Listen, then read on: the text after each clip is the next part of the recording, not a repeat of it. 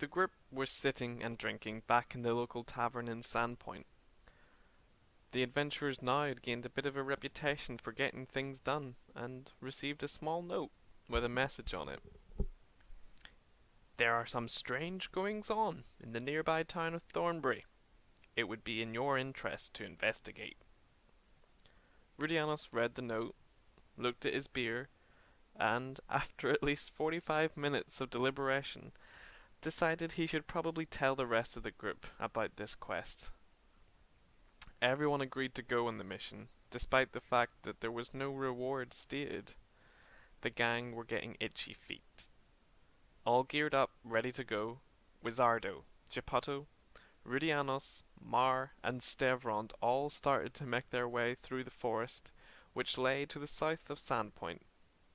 The forest was quiet, and the group strolled through without too much notice of their surroundings, when, out of nowhere, an aggressive boar charged at Wizardo and gored him. His tusk pierced Wizardo's torso, and blood began to spill onto the green forest floor. After reacting a little sluggishly, the group quickly overcame this boar, and were able to tend to Wizardo's wounds, who was in a bad state. Unfortunately, without a cleric, they could at best stabilize the wizard. The Wizardo then gained some strength, but he was still very much in a weakened condition after this attack. A little shaken now, the group arrived at the gates of Thornberry.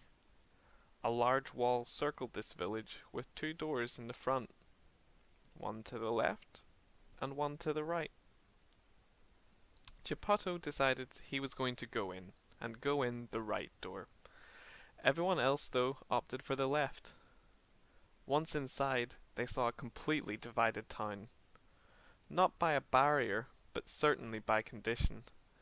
On one side, butterflies flapped their wings merrily, and bakeries and clothes stores filled the streets. Oddly, though, there only seemed to be women on this left side of the town. To the right, anvils smashed by hammers, and fishmongers tossed cod to customers. Dwarves, old wizards, and other such meals flooded the street. In the middle of the city, crossing over both sides, was a large tavern. Doors appeared at the center, but also to the left and right-hand side of this building. The group approached the left-hand door, ready to enter the bar. Mar, realizing that they were on the female side of town, ran to intervene. He convinced everyone that they should go back and enter through the right-hand door, and so they left the city and came back in on the right, strolled up to Geppetto, and then entered the tavern. A large, wooden and warm tavern was as beautiful as it was hostile. An old wizard and dwarf drinking mead, but never taking their eyes off the left-hand side of the bar. Geppetto sat down beside them, whilst Rudianos and Mar went up to the bar itself. Upon ringing a bell, the barman appeared through a flapping door. He eyed them up and down suspiciously. "You're not here to cause any trouble, are you?" After ordering some beer for the group, Rudianos began to speak with John Thornberry, the barman. John explained some of the issues they'd been having in the town. Women and men separated themselves. He was of the Thornberry family, native to this village for centuries. He said it's been this way since ever he was born, and the only two people married in the whole town were him and his wife, and they lived in this bar.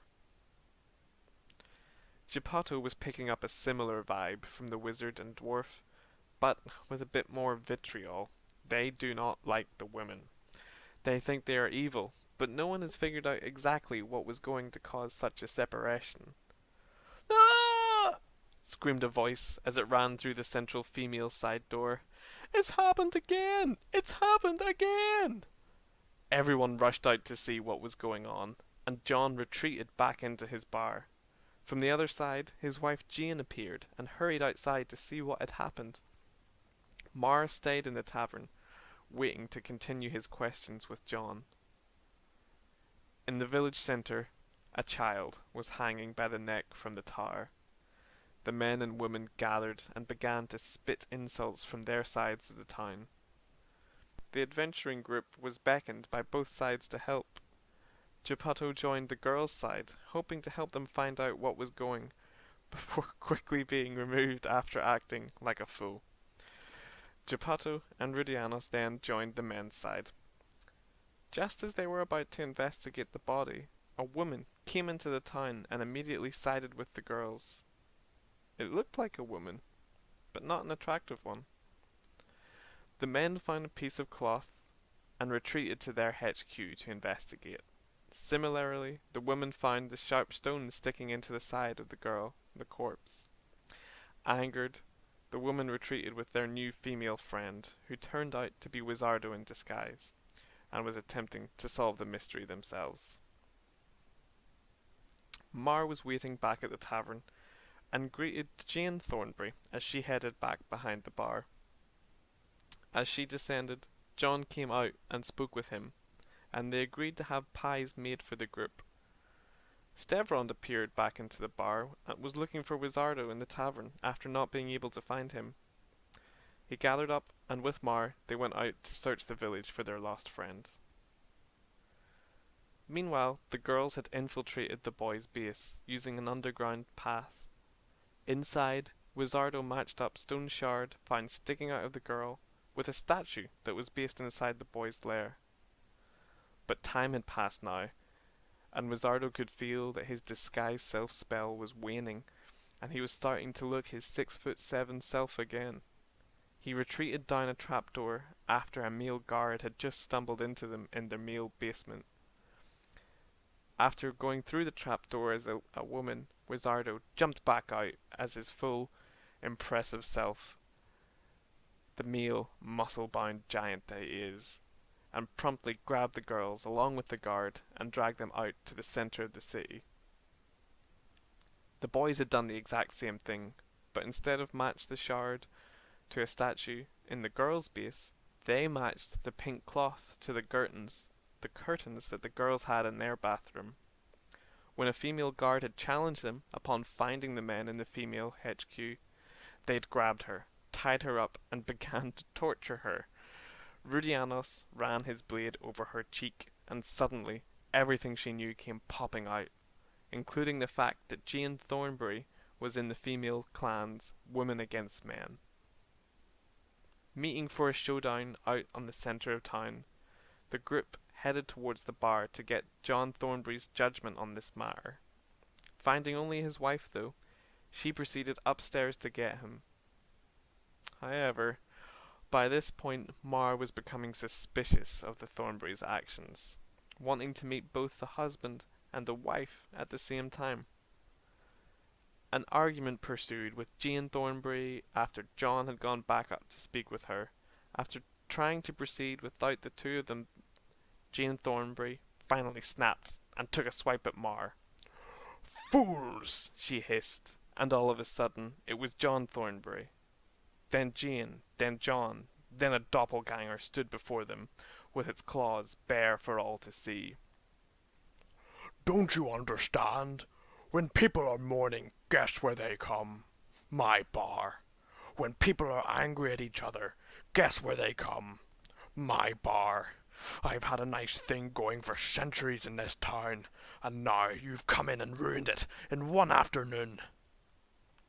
A brawl sprang instantly upon the group, with the doppelganger attacking Mar and Rudianos, while giant rats dropped down from the ceiling and hurtled towards Wizardo and Stevrond. Geppetto targeted the rats, landing a killing blow on one, while Stevrond and Wizardo finished the other. The doppelganger, meanwhile, was swinging and missing at Rudianos, when all of a sudden the warrior landed a mighty slash on the creature's torso, cutting it diagonally from shoulder blade to pelvis. Mar then bopped the creature on its head, and it fell grasping to the floor dead. "I thought this would be a much closer fight," it hissed as it died. The gang rejoiced and were treated as heroes. They found various loot inside the doppelganger's bar, enough to make the quest worthwhile at least. The town were very grateful to the travellers, but were a little less so when they found the traumatized guard tied up in the basement. The group left without too much of a fuss, though, and headed back to Sandpoint. Little did they know that they were being watched that entire time by a mysterious onlooker who would reveal himself later that week.